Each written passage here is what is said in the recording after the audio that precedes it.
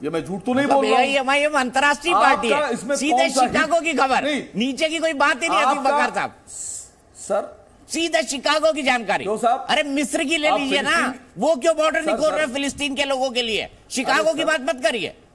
और यहूदी तो इस्लाम के सबसे बड़े दुश्मन है ना। यही तो सवाल है।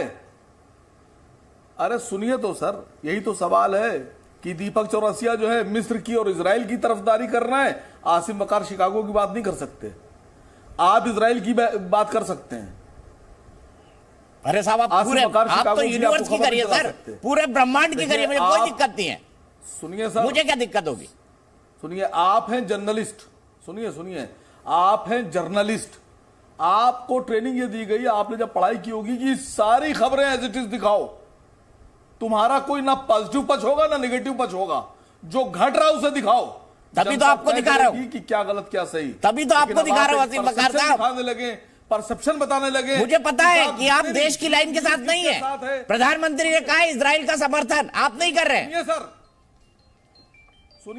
सुनिए सर, देश की जो सरकार है इसकी पार्टी है बीजेपी, और बीजेपी की जो लाइन है वो ये है कि बिल्किस बानो के बलात्कारी जो हैं वो संस्कारी ब्राह्मण हैं। बिल्किस बानो तो क्या इजराइल से सीधे भारत आ गए? आप अभी शिकागो में थे, न्यूयॉर्क में थे, अब भारत आ गए गुजरात में। दीपक चौरसिया साहब आप नहीं, आप बलात्कारियों के साथ खड़े हैं, आसिम वकार बिल्किस बानो के साथ खड़े हैं, तो क्या हम आपकी बात मान लेंगे? चलिए, डॉक्टर सुधांशु त्रिवेदी जी हमारे साथ जुड़ गए हैं। को संस्कारी ब्राह्मण कहेंगे? क्या आपने हमको अपने जैसा समझ रखा है? आप मेरे जैसे ना बने असीम वकार साहब, और मैं भी आपके जैसा नहीं बन सकता। वाजिब दोनों बातों का जवाब देता हूं। दीपक जी, असीम वकार साहब की वाजिब और गैर वाजिब दोनों बातों का जवाब देता हूं। आखिरी बात से शुरू करता हूं।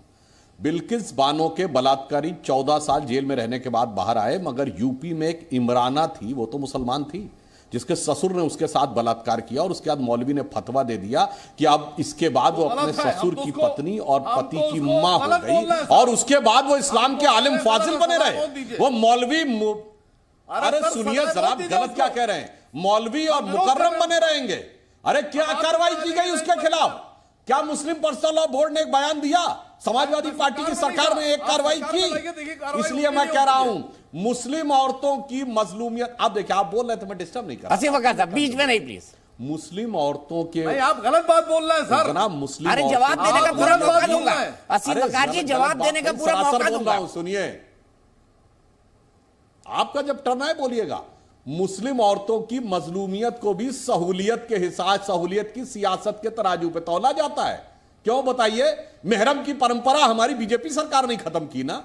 उससे पहले मां बेटी नहीं जा सकती थी हज पे, अब जा सकती हैं। परिवार की 4 महिलाएं जा सकती हैं। हमने तलाक के बिद्दत खत्म किया। मुस्लिम महिलाओं की सहूलियत और मजलूमियत सियासत के तराजू पे तौली जाती है, उसके बाद होता है। अब मैं दूसरी बात पे आता हूं, अब इजराइल पे आता हूं। अरे हो गया भाई, आप बीच में क्या डिस्टर्ब कर रहे हैं भाई? दर्शकों को सब दिखाई पड़ रहा है, टर्न आए तब बोलिएगा। क्यों क्रेडिट ले रहे हैं? अरे जनाब, अपना टर्न आए तब बोलिएगा भाई। अरे एक और असीम वकार साहब ऐसा ना करिए, पूरा मौका दूंगा। असीम वकार साहब आप इतने सज्जन आदमी हैं, ना करिए साहब। ये मेहरम की बात गलत है, और हमारी सरकार ने गलत उसको रोका था। तलाक के बिद्दत हमने गलत रोका था। आप कहिएगा, जब आपका टर्न आए मेरी बात की धज्जी उड़ा दीजिएगा। अब मैं बताता हूं इस्लाम में कितना जबरदस्त भाईचारा है। अभी आपने इस्लामिक ब्रदरहुड की बात कही, अब पहले अपने देश से फिर इजराइल तक जाता हूं। ये पाकिस्तान तो इस्लामिक ब्रदरहुड पे बना था, और पाकिस्तान बनने में सबसे बड़ा रोल तो यूपी बिहार के मुसलमानों का था। अलीगढ़ मुस्लिम यूनिवर्सिटी उसका सबसे बड़ा आइडियोलॉजिकल सेंटर था, और यूपी बिहार का मुसलमान जब वहां गया तो मुहाजिर कह के भगा दिया गया। कहा गया तो आप कब्जा करे ले रहे हैं। और भारत हिंदू ब्रदरहुड पे नहीं बना था, मगर पाकिस्तान से पंजाबी और सिंधी हिंदू आया, भारत में रहा, बाकायदा प्रॉस्परस किया। मगर इस्लामिक ब्रदरहुड पे बने हुए पाकिस्तान ने यूपी के मुसलमानों को नहीं एक्सेप्ट किया, उन्हें मुहाजिर कह के भगा दिया और उनके साथ अत्याचार किया। अब आते हैं आपके ऊपर, इजराइल और इसके ऊपर। देखिए, बड़ी वाजिब बात कही थी वकार साहब ने।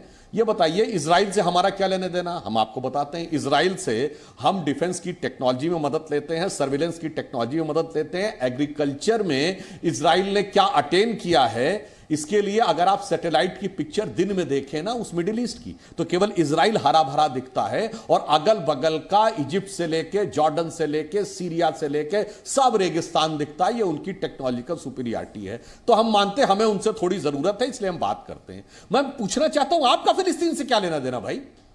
मतलब मियां खामखा लेना एक ना देना दो, उनके लिए भिड़े पड़े।